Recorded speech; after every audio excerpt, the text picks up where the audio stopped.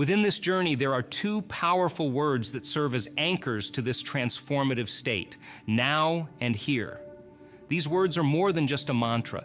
They are a reminder of where your focus and energy should be to harness the full potential of your consciousness. Now is about being present in the moment. It's a counter to our usual state of mind, which often oscillates between past regrets and future anxieties. By focusing on now, you ground yourself in the present moment, the only time where change and creation can truly happen. This present moment awareness is key to tapping into the field of all possibilities. Here, on the other hand, is about your physical and spatial awareness. It's about disengaging from the constant need to be somewhere else, whether it's a different place in your career, relationships, or even geographical location. Here signifies contentment and presence in your current physical space, understanding that this is where your power lies. When combined, now and here bring your attention and energy to the exact point in time and space where you have the most power. This is crucial for manifesting your desires, as it aligns your energy with the quantum field, where all possibilities exist.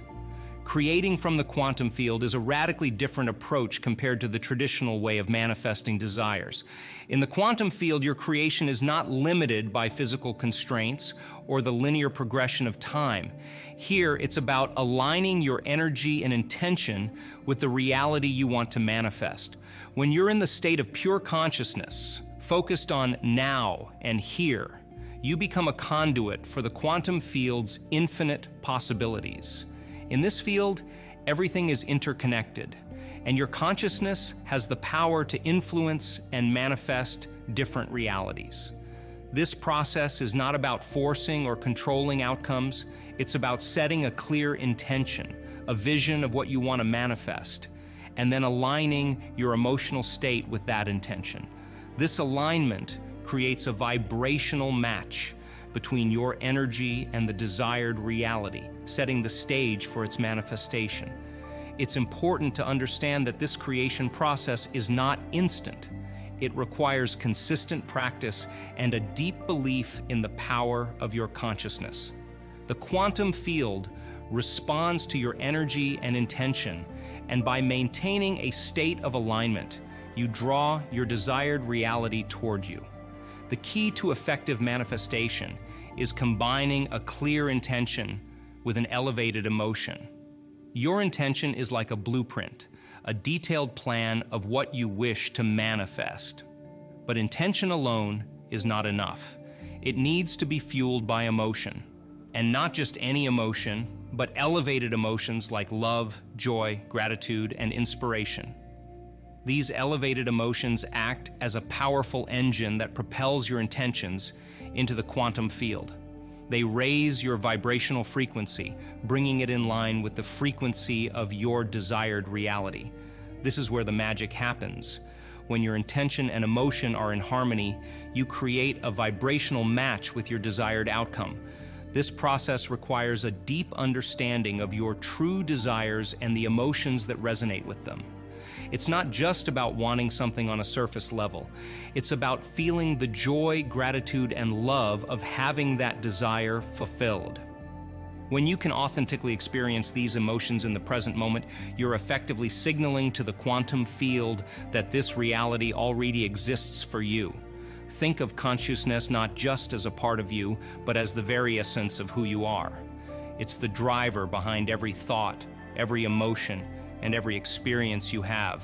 This consciousness is not limited by the physical constraints of time and space. It exists beyond them, in a realm where possibilities are endless and the limitations of the material world do not apply. But here's the challenge. Most of us are unaware of this immense power within us. We go about our lives entangled in the material, the tangible, and the physical, believing that this is all there is. We define ourselves by our bodies, our jobs, our relationships, and our possessions. But in doing so, we limit ourselves to a fraction of our true potential. One of the most significant limitations we face in accessing our true potential is living in what I call survival mode.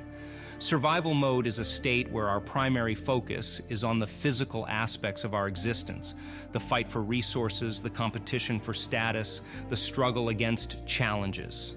In this mode, our emotions are often negative: fear, stress, anxiety, and jealousy, emotions that tie us even more closely to the physical world.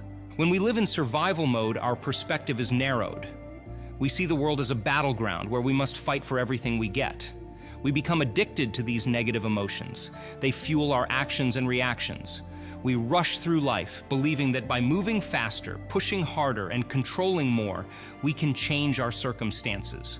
But this rushing, this constant state of stress and urgency only serves to deepen our addiction to these negative states.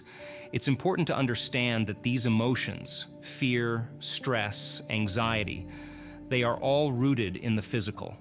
They are responses to perceived threats to our physical existence. And as long as we remain attached to this survival mode, we remain anchored in a material understanding of the world.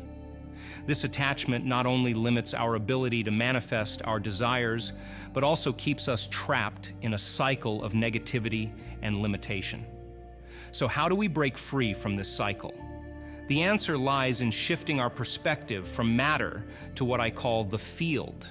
The field is a realm beyond the physical, a space where pure consciousness resides. It's a place of infinite possibilities, unbound by the limitations of the material world. This shift requires us to move away from identifying with our bodies, our roles, and our possessions. It's about transcending our physical limitations and becoming, in a sense, nobody. To become nobody is not to lose your identity, but to expand it beyond the confines of the physical. It's about understanding that you are more than your body, more than your job, more than the sum of your material possessions. But this shift is not easy. Our identities, our sense of self, are deeply tied to these physical aspects.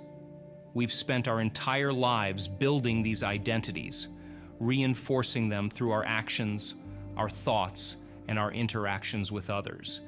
To move beyond them requires a profound inner transformation.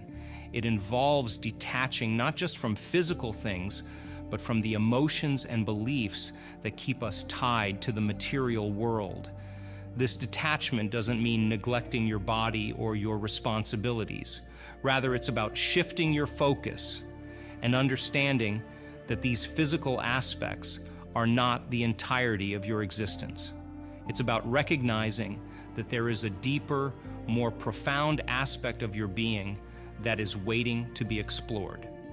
Detachment is a crucial step in this journey of transformation. It involves taking your attention off everything material: your body, relationships, technology, possessions, and even your concept of time. This doesn't mean that you stop caring about these things. Rather, it means that you stop identifying with them as the core of your being. To detach from your body means to recognize that you are not just this physical form.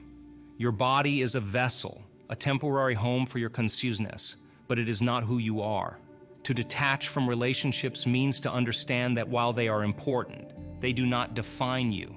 Your value and worth are not tied to how others perceive you or how you interact with them. Detaching from technology and possessions means recognizing that these things, while useful and enjoyable, are not essential to your being. They are tools and conveniences, not extensions of your identity. And detaching from time means letting go of the past and the future, the regrets, the worries, the plans, the expectations, and focusing on the present, the only moment where true change can occur. This process of detachment is not about renunciation or rejection of the physical world. It's about changing your relationship with it. It's about understanding that while these things have their place, they are not the entirety of your existence. This understanding is crucial because it frees you from the limitations of the material and opens you up to the limitless potential of the field.